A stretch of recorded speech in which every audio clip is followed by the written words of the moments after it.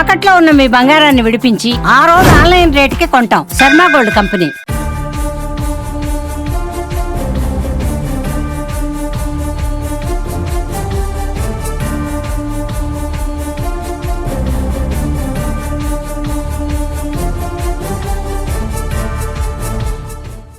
పూర్వం భూస్వాములు అని పేరు వినింటారు మీరు. అంటే వందలు వేల ఎకరాలు భూములు కలిగిన వాళ్ళను భూస్వాములు అనేవాళ్ళు. అయితే తర్వాత ప్రభుత్వాలు ఒక చట్టాలు తెచ్చాయి. వాటి ద్వారా వాళ్ళకి ఒక వ్యక్తికి ఇంత మాత్రమే భూమి ఉండాలంటూ మిగిలిన భూమిని ప్రభుత్వమే వెనక్కి తీసుకొని పేదలకు పంచే స్కీమ్ తెచ్చింది. అయితే అలాంటి భూస్వామి వ్యవస్థ పోయి చాలా రోజులైనప్పటికీ ఆధునిక భూస్వాములు తయారయ్యారు కడప జిల్లాలో. మనం వెనుక వైపు చూస్తున్నటువంటి ఈ బోర్డే అందుకు నిలువెత్తు నిదర్శనము. ఈ సర్వే నెంబర్లో ఉన్నటువంటి వందల ఎకరాల భూమిని స్థానిక బద్వేల్ ఎమ్మెల్సీ గోవిందరెడ్డి సోదరులు ఆక్రమించారు. ఎకరాల కొద్దీ ఫెన్సింగ్ వేశారు, కరెంటు పోల్ వేశారు, విద్యుత్ స్తంభాలు వేసి ఇక్కడ ట్రాన్స్ఫార్మర్లు బిగించి గవర్నమెంట్ స్కీమ్లో వచ్చినటువంటి జలకళ కింద వచ్చినటువంటి బోర్లను గవర్నమెంట్ స్కీమ్లోనే ఉచితంగా బోర్లు వేయించి అరటి పంటలు, వివిధ రకాల పంటలను సాగు చేస్తూ ఉన్నారు. మనం మొత్తం విజువల్స్లో చూపించే ప్రయత్నం చేస్తున్నాము. ఆధునిక భూస్వాముల కబ్జా వ్యవహారం ఎలా ఉందో మీకు అందరికి కూడా కళ్ళకు కట్టినట్టు చూపించే ప్రయత్నం చేస్తున్నాం. ఒక్కసారి దీనిపైన ప్రభుత్వం, కొత్తగా వచ్చినటువంటి ప్రభుత్వం ఉక్కుపాదం మోపుతుంది. అక్రమార్కులు ఎక్కడున్నా కూడా సహించేది లేదు అంటూ ఆ భూములు స్వాధీనం చేసుకుంటూ ఉంది. మొట్టమొదటిసారిగా కడప జిల్లాలో నాకు తెలిసి రాష్ట్రంలోనే అతిపెద్ద భూ కబ్జా ఇది. సుమారుగా 400 ఎకరాల భూమి కబ్జా చేసినటువంటి కబ్జారాయుళ్ల కోరల నుంచి ఈ భూమిని కాపాడి రెవెన్యూ వాళ్ళు సీజ్ చేశారు.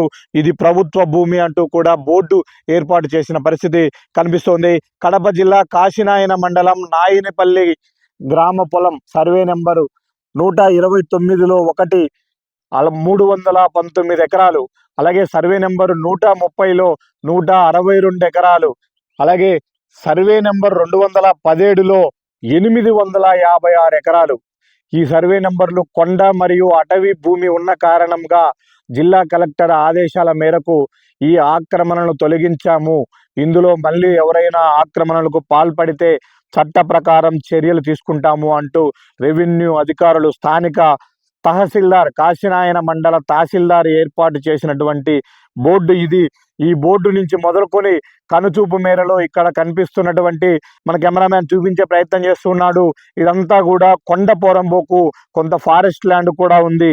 అయితే వీళ్ళు అసలు ఎలా గుర్తించారో, ఇక్కడ ఇంత భూమి ప్రభుత్వ భూమి ఉందని ఎలా ఐడెంటిఫై చేశారో కానీ కొండల మధ్యలో ఉన్నటువంటి భూమి మొత్తాన్ని చదును చేసి పంట పొలాలుగా మార్చారు. ఇది 1 రోజు 2 రోజుల్లో జరిగినటువంటి వ్యవహారం కాదు. ఇది కొన్నేళ్లుగా వాళ్ళు ఇక్కడ మిషనరీలు పెట్టి ఈ భూమిని, 100 ఎకరాల భూమిని చదును చేసి సాగులోకి తీసుకొచ్చి పంటలు పండించుకుంటూ ఉన్నారు. వీటిలో కొన్ని ఆక్రమంగా ఆన్లైన్ చేసుకునే ప్రయత్నం చేశారు. అయితే ప్రభుత్వం భూ ఆక్రమణల పైన ఉక్కుపాదం మోపుతున్న నేపథ్యంలో ముఖ్యంగా కడప జిల్లాలో గతంలో వైసీపీ నేతలు చేసినటువంటి భూ ఆక్రమణలన్నింటినీ కూడా తవ్వి తీస్తూ ఉన్నారు. ఇప్పటికే వేలాది ఎకరాల భూములను తిరిగి స్వాధీనం చేసుకున్న పరిస్థితి. ఇప్పుడు కూడా ఇదొక ఉదాహరణే.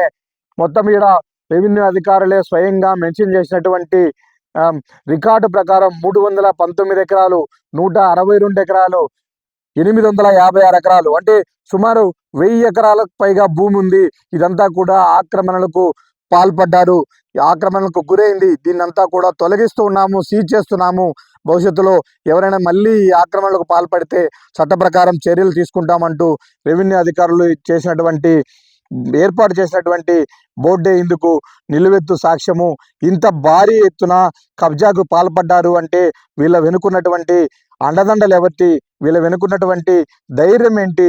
అసలు వీళ్ళు ఇంత యథేచ్ఛగా ఆక్రమణలకు పాల్పడుతూ ఉంటే, ఇన్ని 100 ఎకరాలను భూమిని సాగు చేసి అనుభవించుకుంటూ ఉంటే స్థానిక రెవెన్యూ అధికారులు ఏం చేస్తున్నారు ఇంతకాలము అన్నదే ఇప్పుడు మిస్టరీగా మారింది.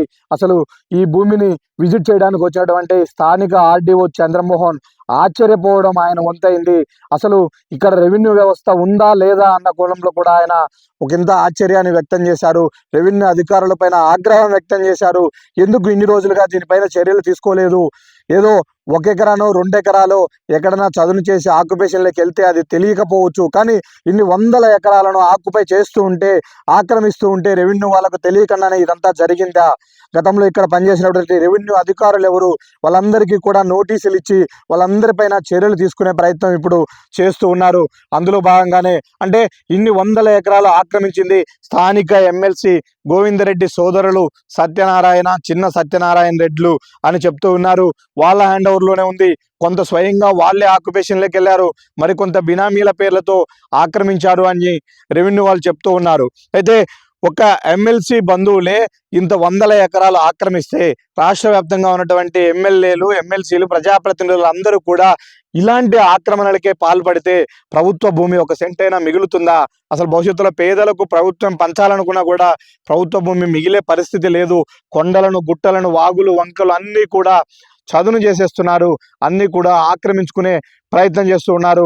అతిపెద్ద భూ ఆక్రమణను కడప జిల్లా అధికారులు ఛేదించారని చెప్పవచ్చు. అందులో భాగంగానే ఈ బోర్డులు ఏర్పాటు చేశారు.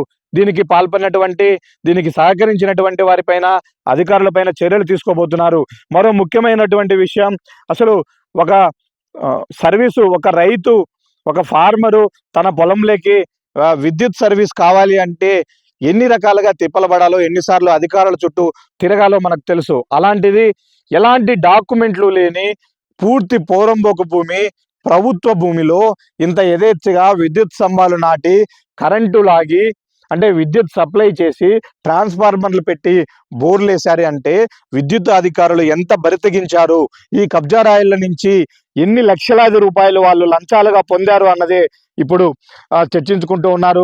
అసలు వీళ్ళందరిపైన కూడా విద్యుత్ కనెక్షన్ ఇచ్చిన వాళ్ళపైన, అలాగే ఇక్కడ రెవెన్యూ సహకరించినటువంటి రెవెన్యూ వాళ్ళపైన కూడా చర్యలు తీసుకుంటే భవిష్యత్తులో మరొక కబ్జా రాయిలకు, మరొక పొలిటీషియన్స్కు వీళ్ళు సహకరించే పరిస్థితి ఉండదు. ఇదొక నిదర్శనంగా ఉండాలి అన్న కోణంలోనే ఇప్పుడు ప్రభుత్వ జిల్లా ఉన్నతాధికారులు ఆలోచిస్తున్నారు. వాళ్ళందరికీ కూడా నోటీసులు ఇచ్చి వాళ్ళపైన శాఖాపరమైనటువంటి చర్యలు తీసుకునే ప్రయత్నం చేస్తున్నారు. అయితే ఇంత జరిగినప్పటికీ, ఇంత యథేచ్ఛగా భూములు ఆక్రమించినప్పటికీ, రెవెన్యూ అధికారులే వచ్చి సీజ్ చేస్తున్నప్పటికీ ఆక్రమించిన ఏ ఒక్కరూ కూడా రాలేదు, కనీసం అడ్డు చెప్పలేదు. ఎందుకంటే ఇది కబ్జా చేసినటువంటి ల్యాండ్ అని స్పష్టంగా వాళ్ళకు కూడా తెలుసు. అయితే ఇంత కబ్జాకు పాల్పడి ఇన్ని వ్యవస్థలను పక్కదారి పట్టించినటువంటి కబ్జా రాయిల పైన ఇప్పుడు ఎలాంటి చర్యలు తీసుకోబోతూ ఉన్నారు? వాళ్ళపైన కేసు నమోదు చేస్తారా?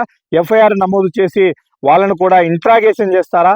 కేసులు పెట్టి లోపలేసే ప్రయత్నం రెవెన్యూ అధికారుల నుంచి జరుగుతుందా అన్నది చూడాలి. ఎందుకంటే చర్యలు తీసుకోకపోతే భవిష్యత్తులో మరో నేతో, మరో రాజకీయ నాయకుడు, మరో పార్టీకి చెందినటువంటి వ్యక్తి భూ ఆక్రమణలకు పాల్పడరని నమ్మకం ఏముంది?